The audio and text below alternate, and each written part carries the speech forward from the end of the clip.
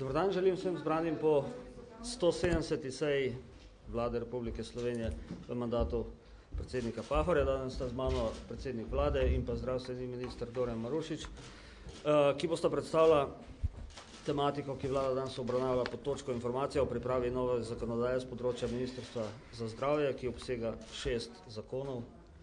Tako da prosim. Preden bom predal besedo resornemu ministru, mi dovolite kratek uvod. Najno sodelovanje po odhodu prejšnjega ministra, ki si je, mimogrede, prav tako zadal za nalogo, da pripravi reformo na področju zdravstvenega sistema, je bil, da usmeri vse svoje moči v, kot je sam na koncu imenoval projekt, nadgradnjo zdravstvenega sistema v Sloveniji.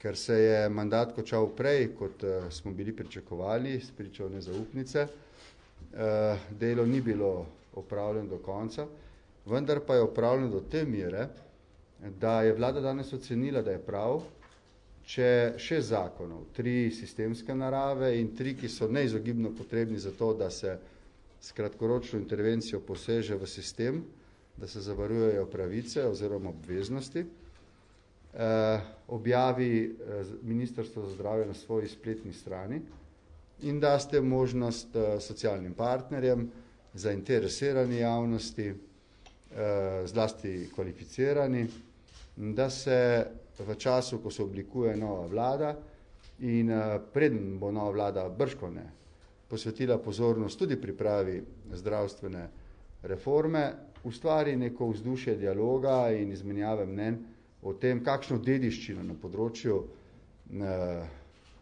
priprav zdravstvene reforme pušča za seboj vlada, ki zdaj se zdi že zanesljivo zapušča vladne prostore, pri čemer ne rečem, da sem tega vesel, ker je bilo dovolj izgubljenega časa tako za pripravo in izvedbo reform od konca poletja lani do precej podaljšanega časa za sestavo nove vlade. To je luksus, ki si ga država ne sme in ne more privoščiti. V tem smislu sem možnosti imenovanja vlade vesel. Jaz bom zdaj prosil ministra za zdravje, da pove, kaj je v informaciji, ki je bil pripravil za vlado, tistega, kar bi lahko na kratko povzel za tiskovno konferenco, in bo odgovarjal na vaše vprašanja in na koncu, če bo glede te teme kakšno vprašanje, bom dodal kakšen stavek še sam. Prosim. Ja, hvala predsednik. Najprej se osebno zahvalim za ustrajen pritisk predsednika vlade, da vseeno opravljeno delo predstavim vladi in seveda kasneje tudi javnosti. Bil sem namreč v veliki dilemi, ali bo to razumljeno kot prava poteza ali ne, ampak prepuščam državljanom, da se odločijo. Zanesljivo želim z zakonodajo zaključiti delo na ministrstvu in držati zavezo, da nadgradnjo, ki sem jo predstavil, bomo zaključili in zaokrožili tudi z zakonodajnimi rešitvami. Drugič naj to izpostavim kot iskreno zahvalo vsem tistim, ki so sodelovali pri spremembi zakonodaje, ki je pripravljena v skladu s principi solidarnosti, v skladu z našo zakonodajo in prilagojena zahtevam Evropske direktive. Glede na to, da je bil državni zbor razpuščen, je zakon o pacientovih pravicah, ki je že prešel vladno obravnavo, ponovno vrnjen in ta je eden od 6 zakonov. Prepričan sem, da brez uveljavitve zakona oziroma sprememb zakona o pacientovih pravicah si nadaljnega preglednega reševanja dostopnosti ali to, kot je ljudem lažje, čakalnih dob ne bo možno urediti. Poleg tega v zakonu urejujemo tudi pravico do drugega mnenja in nekatere druge, ampak to sem že enkrat predstavil, gre za zakon, ki vam je bolj ali manj poznan. In sem prepričan, da bi lahko v novi vladi ga vzeli in ga tudi uveljavili, in nenazadnje je bil deležen v javni razpravi podpore. Drugi sila pomemben zakon je zakon o evidencah podatkov, drugi zato, ker je prišel javno razpravo, je bil v javnosti nekako usklajen. Svoja javna razprava se je zaključila novembra in kot minister, ki opravlja tekoče dele, tega zakona ne morem predstaviti javnosti. Je pa sila pomemben zato, da se na ministrstvu vzpostavi Center za informatiko v zdravstvu v skladu z potekajočim projektom e-zdravje, da se revidirajo obstoječi registri, ki obstajajo v zdravstvu in na nek način zakonsko opredeljeni in skoraj večina teh ni bila urejena oziroma uveljavljena. Predvsem pa, da se pristopi k novi ureditvi poslovanja v zdravstvu. Skratka, zakon pripravljen, usklajen in po mojem bi lahko služil kot osnova za dokončno ureditev tega področja. Začel bom z zakonom, ki je dejansko novost in potem tiste tri, ki jih so vam zelo poznani. Skratka, zakon o izvedenstvu, medicinskem izvedenstvu. Gre dejansko za medsektorsko področje, gre za področje urejanja pravic do bolniškega nadomestila in invalidskega nadomestila, pripravljen skupaj z številnimi strokovnjaki v slovenskem prostoru in gre dejansko za novost. V smislu mojega principa povezovanja, integriranja, mreženja sem podprl to idejo, da bi upeljali enoten organ za upravljanje nalog na področju medicinskega izvedenstva, ki bi poleg strokovnega, funkcionalnega delovanja urejal celoten proces. Motiv, izračuni kaže na pomembe prihranke, ampak o tem mora biti na razgrnitev javnosti in razprava in uveljavitev tega zakona. Menim pa, da je to pravi pristop in morda drugačen pristop k dosedanjemu urejanju bolniškega staleža in stalnih pritiskov na reze na tem področju. Prepričan sem, da z združitvijo dveh strokovnih teles, z drugačnim pristopom, z transparentnejšim urejanjem postopka bi tu lahko prišlo do prihrankov, na drugi strani pa do večjega zadovoljstva državljanov in državljank, ki v tem procesu lahko tudi tako ali drugače trpijo. Trije zakoni, zakon o zdravstveni dejavnosti, zakon o lekarniški dejavnosti in zakon o zdravstvenem varstvu, zdravstvenem zavarovanju. Bolj ali manj osnovne usmeritve so vam poznane iz dokumenta nadgradnja korak naprej. Morda bom obral obraten vrstni red kot tisti, ki bi si ga želeli. Na koncu bom izpostavil tistega, ki po mojem je najbolj nujen. Torej, zato bom začel zakon o lekarniški dejavnosti. Glede na številne intervencije Evropske komisije, glede na mnenje stroke in glede na številne odklone, ki smo jih v zdravstvenem sistemu odkrili in nakazali tudi z nadzori, ki nekateri od teh še potekajo, smo želeli in predstavili v rešitvah drugačen pristop k postavitvi mreže, torej namesto minimalnih kriterijev sedaj postavljamo maksimalne kriterije, torej ko bi bila določena gostota ali je razdalja med dvema lekarnama presežena, bi bilo tam nujno postaviti lekarno. Glede postavitve samih javnih zavodov predlagamo tudi tu, da bi se dovoljenje za opravljanje dejavnosti oziroma podeljevanje koncesij prineslo na ministrstvo. Pri morebitnem podeljevanju koncesij za opravljanje lekarniške dejavnosti bi sledili drugačni ureditvi, seveda ob strogih kriterijih bi lahko tako dejavnost izvajali tudi gospodarske družbe, zahtevali bi finančno poročanje koncesionarjev in morda tisto, kar bo deležno širše razprave, glede horizontalnega in vertikalnega povezovanja. V zakonu bi horizontalno povezovanje dovolili, to pomeni, da bi lahko nekdo imel več lekarn, bodisi javni ali koncesionar, horizontalno pa ne.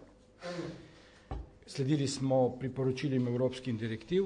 Horizontalna povezava pomeni, da se ne moreta povezovati dve področji v lekarniški dejavnosti. To pomeni ponudnik zdravil in pa, torej proizvajalec zdravil in pa ponudnik zdravil. Glede lekarniške zbornice tudi tu predlagamo, da bi se prešlo na prostovoljno fizično članstvo, ne pa samih lekarn. Kar se tiče zakona o zdravstveni dejavnosti, zakonom želimo urediti predvsem to, da bi bila zakonska podlaga za postavitev mreže bolj fleksibilna, da bi omogočala horizontalno in vertikalno povezovanje izvajalcev, torej tisti, ki izvajajo sorodno dejavnost oziroma tisti, ki take dejavnosti ne, torej lahko bi se specializirana bolnišnica in splošna bolnišnica povezali, lahko bi se samo posamezni oddelki in uvajamo avtonomne javne zdravstvene zavode in tu po mojem pomembna diferenciacija. Ukolikor bi se šlo v pot avtonomnih javnih zavodov, bi seveda v teh javnih zavodih bila večja avtonomnost upravljanja, večja svoboda zaposlenih v avtonomnih javnih zavodih, torej lahko bi ti stopili iz javnega sistema in seveda bi se normativi in standardi v teh zavodih postavljali v okviru pogodbe med upravo in zaposlenimi. V vseh ostalih javnih zavodih seveda bi morali slediti pogodbi, zavezi iz pogodbe med različnimi skupinami, sindikati in pa med celotnim javnim zdravstvenim sistemom. Glede velikih dilem javno in zasebno opravljanje v enem ali drugem oziroma tako imenovanega igranja za dva kluba bi v tem, kar se tega problema tiče, zahtevali striktno zavezo konkurenčne prepovedi.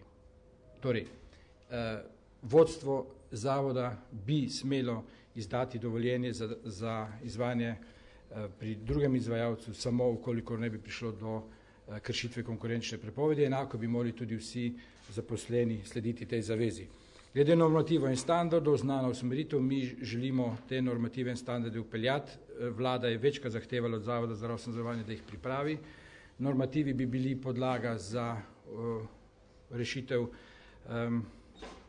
procesov v javnih zdravstvenih zavodov, ki ne bi bili avtonomni, seveda morali bi biti pripravljeni lokalno v zavodih. Glede koncesij izpostavljamo predvsem problem preverjanja usposobljenosti za izvajanje koncesij. Glede samega nadzora pa sem izpostavil, da je nujno potrebno, da se na nivoju ministrstva upelje poseben zunanji nadzor, da dosedanji izredni nadzor postane zunanji nadzor, ki bi ministrstvo omogočal tako upravni kot tudi strokovni nadzor. No in na koncu zakon o zdravstvenem varstvu in zdravstvenem zavarovanju. Jaz sem prepričan, da bi ta moral biti vodilni in prvi zakon, ki se ga bomo lotili v slovenskem prostoru preko javne razprave. Mogoče ne samo izrišem osnovne usmeritve. Znano je, da želim, da bi se definirala osnovna košarica pravic. Ta je taka, kot smo jo definirali v nadgradnji zdravstvenega sistema korak naprej. Tu ne bi ponovno izpostavljal, česa smo jo očistili. Drugi korak je seveda, da je pokrita iz javnih sredstev. Tudi ta izračun se nam izide, torej dosedanje obvezno zdravstveno zavarovanje plus dajatev, ki jo je podprl tudi minister za finance, pokrije današnjo košarico pravic, iz katere smo izločili določene pravice, ki nimajo neposrednega vpliva na zdravje posameznika oziroma družbe.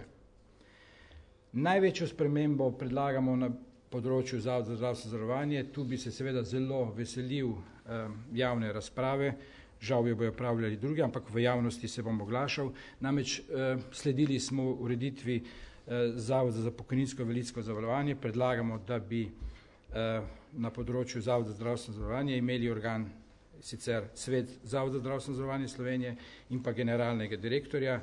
Pri svetu zavoda predvidevamo 15 članov, ki bi imenovali generalnega direktorja, dalo bi pa na soglasje vlada. Gre za drugačen pristop kot do sedaj.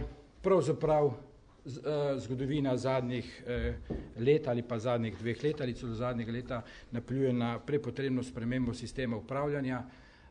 Velikokrat se je zgodilo, da bi celo morali nekoga klicati na odgovornost, da je skupščina preglasila upravni odbor ali obratno, ampak odgovornosti tu ni bilo. To je pač predlog za javno razpravo, za drugačno ureditev, za posodobitev ureditve in morda na poti večje avtonomnosti zavoda, ki mu jo polagamo tudi preko izločitve Ministrstva za zdravje dosedanjega sistema dogovarjanja med partnerji.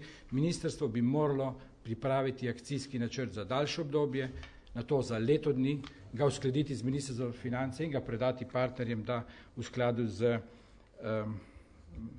temi prioritetami poskuša doseči ustrezno dostopnost in kakovost pri zdravstvenih storitvah. Morda še nekatera druga področja, ki jih zakon rešuje, vendar to ne bo za uvodno predstavitev dovolj, morda več na vaše vprašanje. Tako kot zadnjič pri predstavitvi informacije kolega Svetlika, bi tudi zdaj najprej poprašali ministra Marušiča o njegovih odgovorih na strokovno oziroma predmetno vprašanja povezana z zakonom. Prosim. Ja. Vlada v svoji koalicijski pogodbi predvideva več zavarovalnic kot možnost, ki bi nudile obvezno zdravstveno zavarovanje. Kako gledate na to in pa še glede odločitve Evropske komisije v zvezi z dopolnilnim zavarovanjem? Na prvo vprašanje bom delno odgovoril kot minister, ki upravlja tekoče posle, naj mi bo dovoljeno tudi kot poznavalec zdravstvenega sistema. To je bila tudi moja dilema pred nastopom mandata med samim mandatom in lahko so moji najtesnejši sodelavci dokaz, da v končnem predlogu tega ni, ker nisem zanesljivo imel časa, da bi lahko to izpeljali.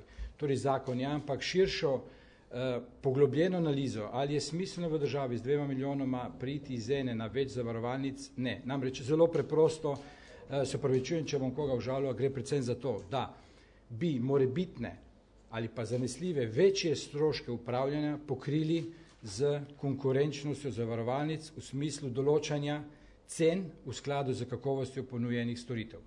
Izkušnje so deljene, dejstvo pa je, da evropske države, to je pa sedaj v drugem delu kot nekdo, ki pozna sistem, evropske države z več zavarovalnicami konvergirajo proti manjšemu številu zavarovalnic.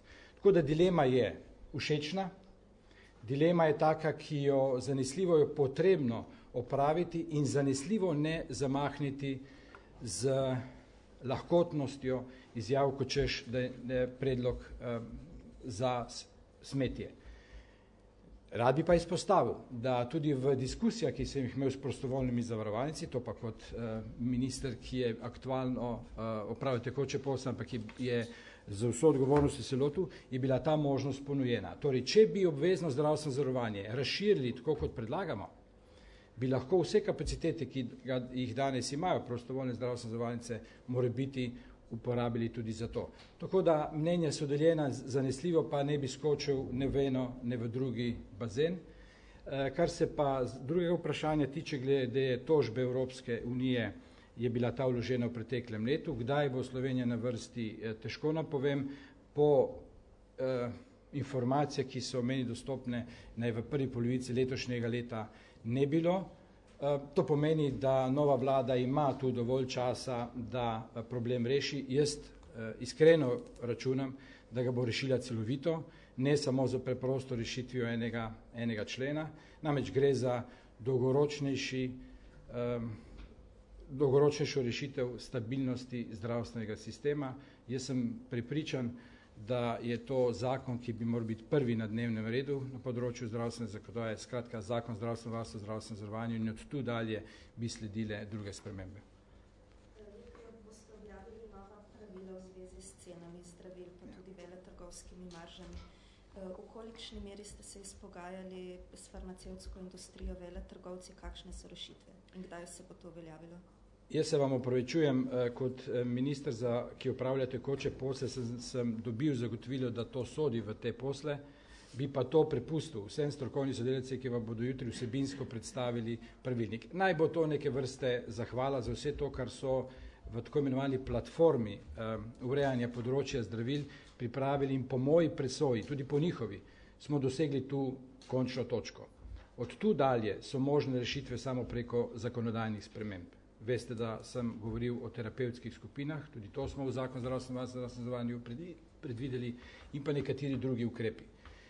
Bolj ali manj smo z podzakonskimi akti in z dolgotrajnimi usklajevanji dogovarjani tudi kaj drugega, z končnimi dogovori dosegli po mojem spodnjo točko in tu velikih prihrankov po moji presoji ni. Od tu dalje so rezerve v spremembi dveh zakonov, zakona o zdravstvenem varstvu in pa zakona o lekarniški dejavnosti. Skratka, jutri mislim, da ob 12. napovedano srečanje z vami in vam bodo izčrpno predstavili vsebino.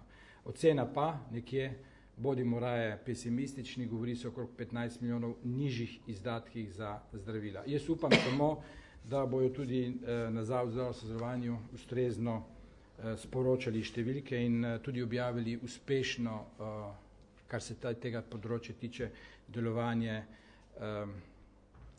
tako vlade, kot tudi Zavod za zdravstveno zavarovanje v zadnjih 3 letih. Naprej? Ja, Andreja. Žurnal 24. Glede na to, da vam je v grand finalu ostalo kar precej zakonov, kako bi potem sami ocenili ta vaš mandat? Glede na to, da pač je zdaj bilo predstavljeno precej zakonov, ki so bili kar nekaj časa, to se pravi pripravljeni v predalu, ali to vidite kot svoj neuspeh, da zdaj, ko dejansko se zadeva mandat zaključuje, pač predstavljate toliko zakonov? No, glede uspešnosti ali neuspešnosti bo odločal seveda direktno nadrejeni predsednik vlade, verjetno tudi volivci, ampak jaz se v volilni boj za mesto v parlamentu nisem potegoval. Če sem iskren, sem po dolgem premisleku, po mesecu dni dahnil in sem bil prepričan, da mi bo uspelo in bi tudi mi, če bi imel še leto dni. Kako se počutim? Kot nekdo, ki ga sredi tekme izločijo iz tekmovanja, ampak ni diskvalificiran zaradi lastnih napak. Skratka, jaz bi si želel, tudi selektor mislim, da ni naredil nobene napake in bo to pokazalo. Jaz bi si želel, da bi vsak minister ali ministrica, ki bi prišel, dobil tako dediščino, kot jo zapuščam na ministrstvu. Predvsem izjemno predavno ekipo in veliko gradiva. Torej, če se bo nova ekipa lotila in proučila zakonodajo, po mojem je zelo veliko takega, kar bi se lahko v kratkem času tudi implementirali. Javna razprava bo pa živahna in se veselim. Preda?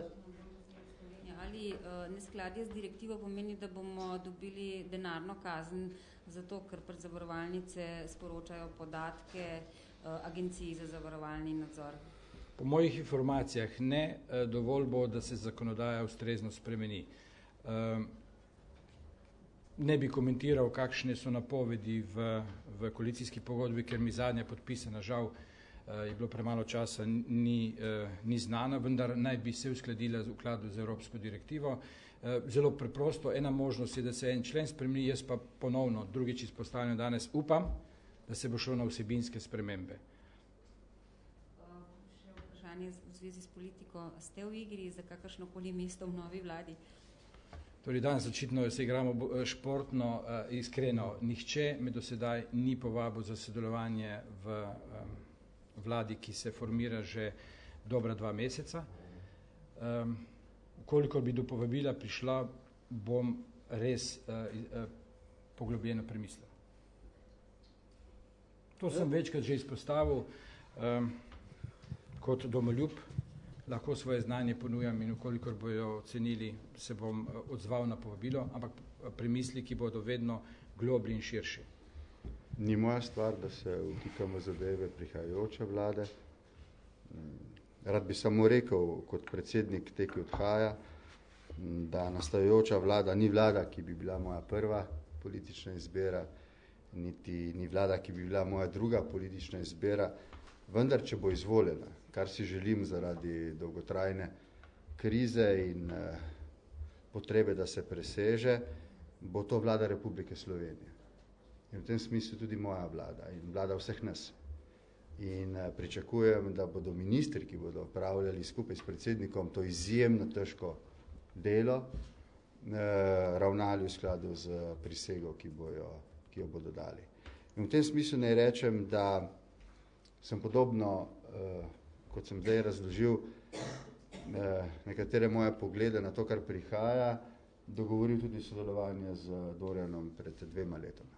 Za željo, da pripraviva nadgradnjo zdravstvenega sistema in kot je rekel, to nam bi tudi uspelo, v tem smislu, da bi vsaj prišli do razprave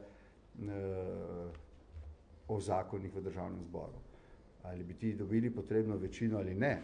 In če bi jo dobili, ali bi predmet referenduma ali ne, to danes ne znamo reči.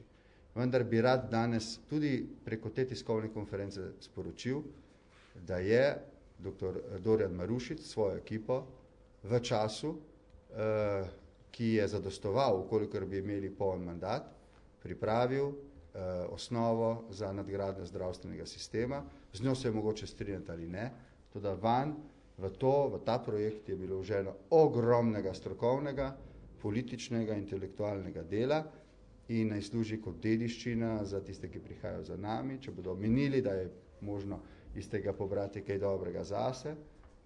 Je to samo delo, ki ni bilo upravljeno za manj.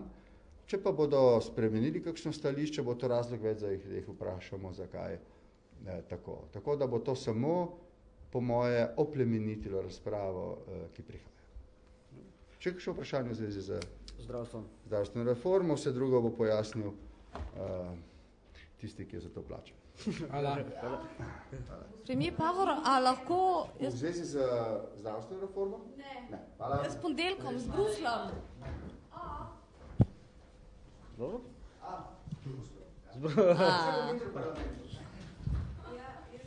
A lahko nekaj drugega jaz Ja, Dodatno je danes vsaj vlade tudi temo, ne vem, če tudi točko, o omiku posnetkov vladnih sej.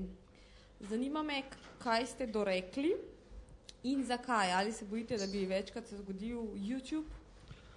Ne, šlo je za obravnavo internega poročila generalne sekretarke Helene Kamner. Boste razumeli, da gre za zelo občutljivo zadevo. Jaz o tem ne bi več kot toliko dobite v sporočilu za javnost. Mislim, da je že priloženem zelo natančno zapisano, zakaj je šlo.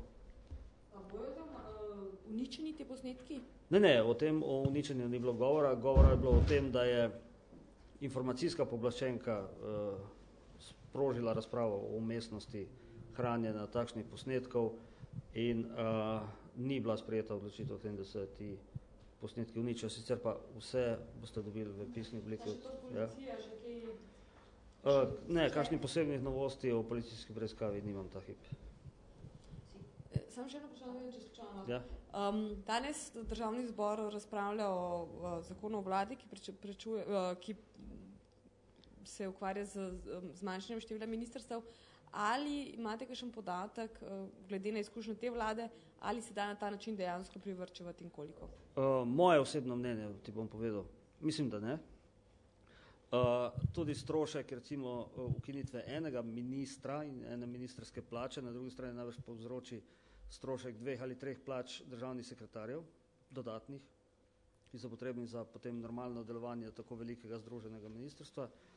Če se malo pošalim, ne moramo prihraniti niti plače šoferja in tajnice, zato ker so ministrstva še vedno na 2 različnih lokacijah in morajo tam ljudje biti. Obseg dela se pa ne zmanjšuje posebej. Kar jaz vidim kot prednost je samo to, da je mogoče v vladi z manj člani mogoče lažja razprava v določenih vprašanjih, tudi časovno in sicer, ampak kakšnih finančnih prihrankov si pa z tega ne obetate. Vanda Levstik, Pop TV. Mene zanima, če ste danes na vladi obravnavali to zahtevo sindikatov o zamrznitvi pravilnika, zdaj berem, o novi uvrstitvi delovnih mest direktorjev na področju socialnega dela, glede na to, da pač sindikati ostro temu nasprotujejo, glede na to, da pač zdaj na veliko varčujemo in tako naprej. Generalna sekretarka Helena Kamner je obvestila, da je to pismo gospoda Ščernjaviča na to temo dobila in bo vlada na to pismo odgovorila. To je vse? Torej niste se nič, da bi kaj umaknili ali karkoli? Ne. Ta hip je to vse. Pa še eno vprašanje imam, ali so podpisi pogodb za investicije del tekočih poslov? Ja, vsekakor. Odvisno sicer od tega, zakaj konkretno v konkretnem primeru gre, ampak mi smo že večkrat zapisali in povedali, da v določenih primerih, ko gre za škodo, ki bi bila neprimerno večja, če se odločitev ne sprejme, kot če se sprejme, ima vlada tudi v režimu tekočih poslov to pristojnost, da take sklepe sprejema. Zanima me, ste obravnavali danes tudi predlog Ministrstva za zdravje na temo hematologije, da ne bi denar za obnovo hematologije prenesli iz rezervnih skladov? Točke dnevnega reda ni bilo na seji vlade, je minister o tem obvestil, da bo v kratkem, mogoče celo na dopisni seji ali pa na eni naslednji seji, tak sklep usklajen z Ministrstvom za finance vladi tudi posredoval. Danes pa tega ni bilo na dnevnem redu.